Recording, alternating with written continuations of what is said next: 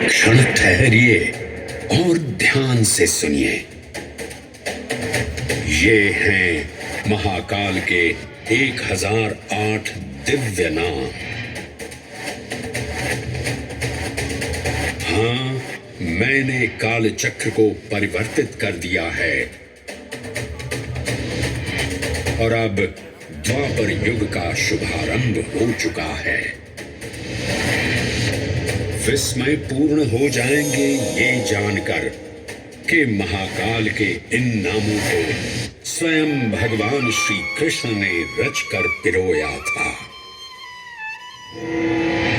महाकाल सहस्र नामावली की ये अद्भुत रचना उस समय की है जब योगेश्वर कृष्ण, उनके मित्र सुदामा और शेषावतार बलराम ने अवंती नगरी में स्थित सांदीपनी ऋषि के आश्रम में वेद, वेदांत दर्शन और शस्त्र विद्या की शिक्षा ग्रहण की थी।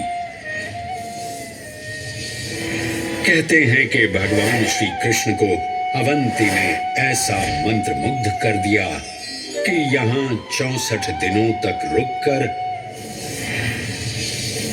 उन्होंने 64 विद्याएं और 14 कलाओं का ज्ञान लिया। उज्जैन का संबंध महाभारत से भी जुड़ा हुआ है।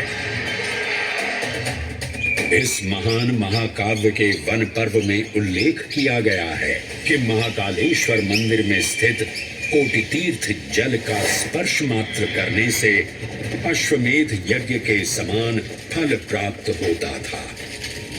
और फिर परिवर्तन की इस अनवरत धारा ने एक नई कहानी लिखी। उज्जैन में उदय हुआ मौर्य वंश का सम्राट बिंदुसार ने अपने पुत्र अशोक को उज्जैन का राज्यपाल बनाया और समय के साथ अशोक के शासनकाल में धर्म का विस्तार हुआ। मौर्य वंश के पश्चात विभिन्न राजवंशों, सम्राटों और नरेशों ने उज्जैन की सेवा की। उनमें से प्रमुख मालवागण और फिर गुप्त वंश ने यहाँ राज कर इसके वैभव में वृद्धि की। उज्जैन ने अपने भव्य तेज से जहाँ महात्माओं और शासकों को आकर्षित किया, वहीं इस नगर पर आतताइयों की दृष्टि भी पड़ी।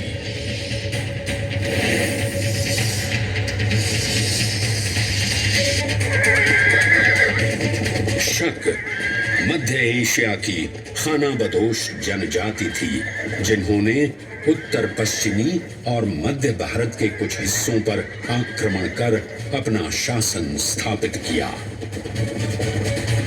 ईसा पूर्व प्रथम शताब्दी में जब भारत शकों के अत्याचार से त्रस्त था, तब उन शकों ने उज्जैन पर भी कब्जा कर लिया और फिर उज्जैन में उदय हुआ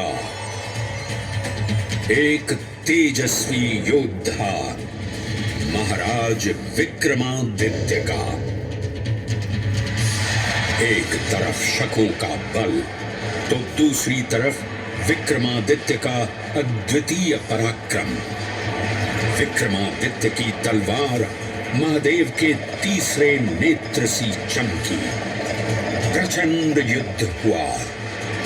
महाकाल की कृपा से शूरवीरों ने शकों को परास्त किया और उज्जैन में गणतांत्रिक शासन स्थापित किया।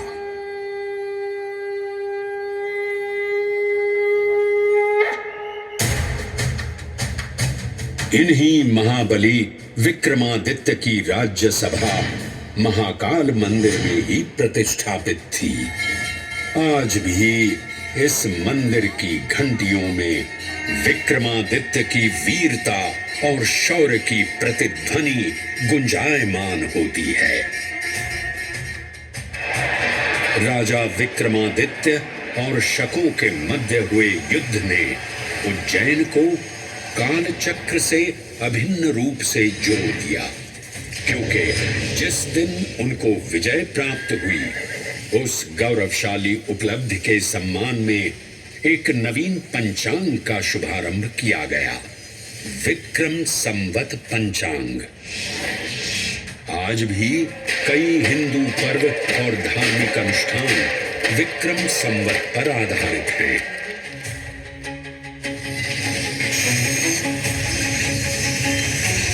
पृथ्वी की भौगोलिक कर्क रेखा इस पावन उज्जैन भूमि से होकर गुजरती है। लगभग 300 वर्ष पूर्व उज्जैन विश्व समय का प्रमुख संदर्भ बिंदु था।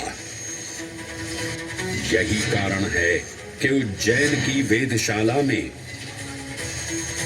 वराह मिहिर, आदित्य दास, ब्रह्मगुप्त, आर्यभट्ट और भास्कराचार्य जैसे महान विद्वान अनुसंधान और अध्ययन में तल्लीन रहते थे। खगोल शास्त्र का केंद्र, महाकालेश्वर का आवास, जगत गुरु कृष्ण की नगरी, विक्रमादित्य का राज। जयति जय उज्जैनी, वैभवशालिनी नगरी उज्जैन।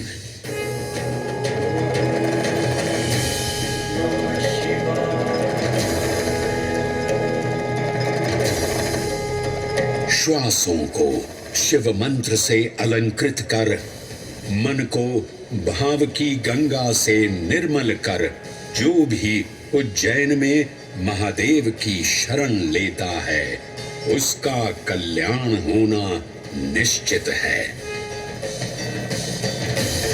आज सुनी सबने गाथा महाकाल की, दर्शन जिनके दुर्लभ हैं, नमन करे जिन्हें काल भी, चरण में जिनके है बसा।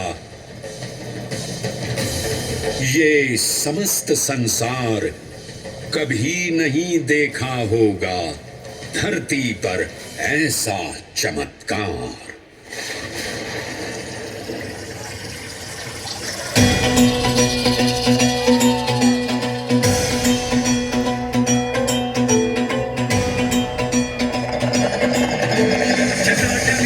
चल प्रवाह पावितस्थले गले लंबितांबुजं तुंगमालिकाटमड्डमड्डमड्डमड्डमड्डिनादवड्डमर्वयं चकार चन्द्रताण्डवं तनोतु नः शिव शिव शिव।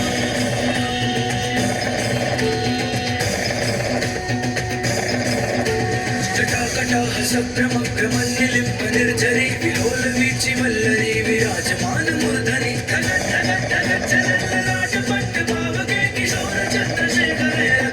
क्षणम्